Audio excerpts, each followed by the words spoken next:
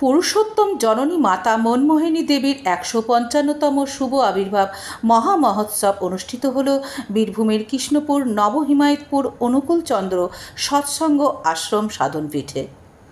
সকাল থেকে পুজো পাঠ হোমযজ্ঞের আয়োজন করা হয়।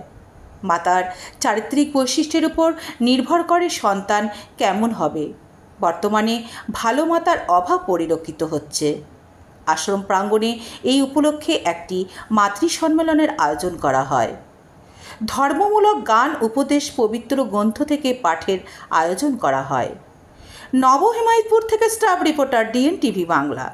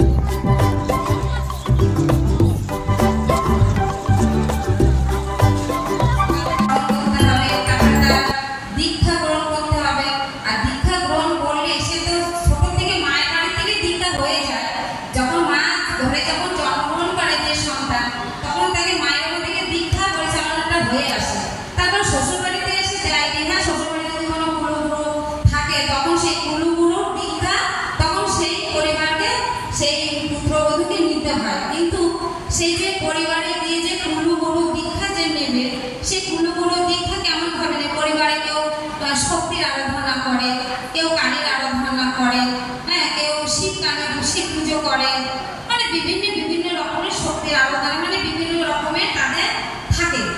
সেইভাবে সেই সবাইকে অর্জন করতে পারে। আর শক্তি নিতে গেলে নিজেকে অনেক কিছু ত্যাগ স্বীকার করতে হয়।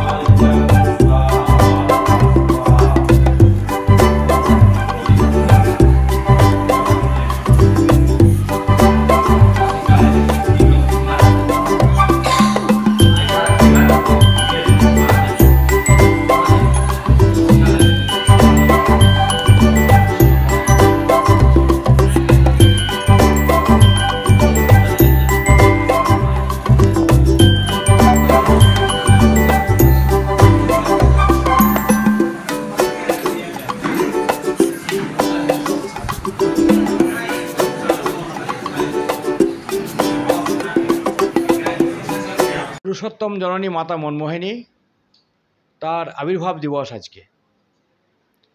তাই একটা মা তার ক্যারেক্টার কেমন হলে তিনি গর্ভে পুরুষোত্তমকে ধারণ করতে পারেন, স্বয়ং ঈশ্বরের মূর্ত প্রতীককে তার গর্ভে ধারণ করতে পারেন, সেটাই মাতা মনমোহিনীকে দেখে আমরা জানতে পারি।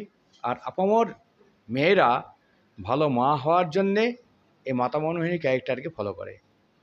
তাই মায়ের এই উৎসব, পুরুষোত্তম জননী মাতা মনমোহিনীর এই উৎসব, আমরা কৃষ্টি পতাকা উত্তোলন, উষা মাঙ্গলিকী, বেদ মাঙ্গলিকী, এটার ভেতর দিয়ে সেই আর্য কৃষ্টিকে, যে আর্য কৃষ্টি আপামর জনগণ সবার জন্যে, সেই আর্য কৃষ্টিকে অবলম্বন করে মাতা মনমোহিনী কেমন করে মা হয়ে উঠেছিলেন, যার ফলে পুরুষোত্তমকে আপামর অনন্ত কোটি ব্রহ্মাণ্ডের যে মালিক তাকে গর্ভধারণ করতে পারলেন।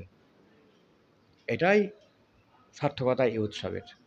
এই পরিস্থিতিতে দাঁড়িয়ে মায়েদের উদ্দেশ্যে কি বার্তা দেবেন? মানে আজকের দিনে মায়েদের উদ্দেশ্যে কি বার্তা দেবেন? পৃথিবীতে এখন ভালো মানুষ জন্মাচ্ছে না, তার কারণ আমরা ভালো মা তৈরি করতে পারছি না, আর এর জন্যে দায়ী পুরুষরাই দায়ী।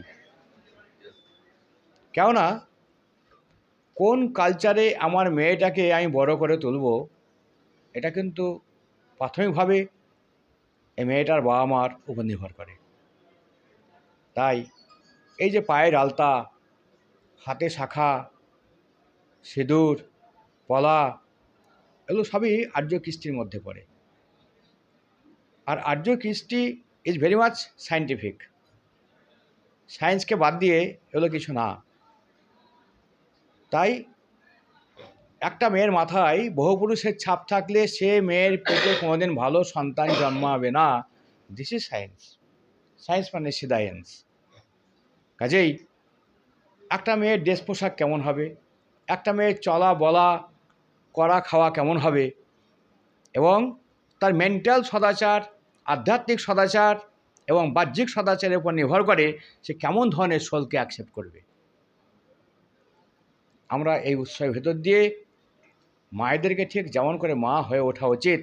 একটা মেয়ে তার বিয়ের অনেক আগেই মা হয়, কেন মা হতে গেলে যে ক্যারেক্টার, সে ক্যারেক্টারটা তাকে গঠন করতে হয়। বিয়ে হলে সে মা হয় না, মা হওয়ার একটা প্রিপারেশান থাকে। এই জন্যে আমাদের দশবিধ সংস্কার ছিল। হিসাব করলে দেখা যায় আমরা এমন কোনো পুরুষ নেই যাদের একটা বিয়ে করার যোগ্যতা আছে। আজকে তো শয়ে শয়ে বিয়ে করছে। মেয়ে বরে বরণ করে, সেই বিয়েতে সমাজ করে, মেয়েরাই বিয়ে করে, পুরুষ বিয়ে করে না।